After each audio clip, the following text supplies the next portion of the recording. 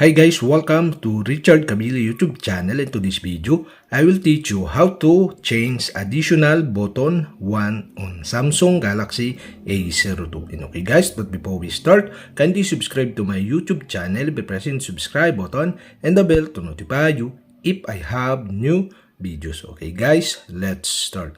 So okay guys, yung you have to do is go to setting in your Samsung Galaxy A02. In Settings, scroll down and go to General Management. In General Management, go to Mouse and Trackpad, okay?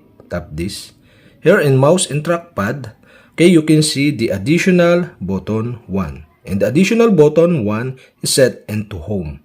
And okay guys, to change this, you'll have to do is tap the additional button 1. And the pop-up will show, okay? Now you can set into None, or show the apps screen, recent, back, view notifications, open quick settings, or even the open app.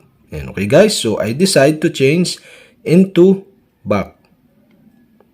And okay guys, okay, go back to show.